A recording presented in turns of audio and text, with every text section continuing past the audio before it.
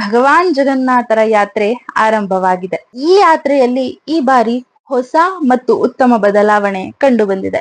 ಅಂದರೆ ಈ ಬಾರಿ ಆಡಳಿತದ ಜೊತೆ ಕಾರ್ಪೊರೇಟ್ ಸಾಮಾಜಿಕ ಜವಾಬ್ದಾರಿ ಅಂದ್ರೆ CSR ಹೊಸ ಅಧ್ಯಾಯವನ್ನು ಬರೆಯಲಾಗುತ್ತಿದೆ. ರಿಲಯನ್ಸ್ ವಿವಿಧ ಸ್ಥಳಗಳಲ್ಲಿ ಸಾರ್ವಜನಿಕರ ಸೇವೆಯಲ್ಲಿ ತೊಡಗಿಸಿಕೊಂಡಿದೆ. ಅನೇಕ ಕಡೆಗಳಲ್ಲಿ ಭಂಡಾರ ಆಯೋಜಿಸಲಾಗಿದೆ. ರಥಯಾತ್ರೆಯಲ್ಲಿ ಮಾರ್ಗದಲ್ಲಿ ಭಕ್ತರಿಗೆ ನೀರು ವಿತರಿಸಲಾಗುತ್ತಿದೆ. ಇದೇ ರೀತಿ ರಿಲಯನ್ಸ್ ಸಾರ್ವಜನಿಕರ ಸೇವೆಯಲ್ಲಿ ತೊಡಗಿಸಿಕೊಂಡಿರುವ ಪೊಲೀಸ್ ಮತ್ತು ಆಡಳಿತ ಸಿಬ್ಬಂದಿಗಳ ಆಹಾರ, ನೀರನ್ನು ವ್ಯವಸ್ಥೆ ಮಾಡಿಕೊಡಲಾಗುತ್ತಿದೆ. ಪುರಿ ಜಗನ್ನಾಥ ಯಾತ್ರೆ ಪ್ರತಿಯೊಂದು ಹಂತದಲ್ಲೂ ಆಡಳಿತಕ್ಕೆ ಸಹಾಯ ಮಾಡುತ್ತಿರುವ ರಿಲಯನ್ಸ್ ಫೌಂಡೇಶನ್ ಕಾರ್ಯವು ಕಾರ್ಪೊರೇಷನ್ ಸಾಮಾಜಿಕ ಜವಾಬ್ದಾರಿಯ ಹೊಸ ಅಧ್ಯಾಯವಾಗಿದೆ.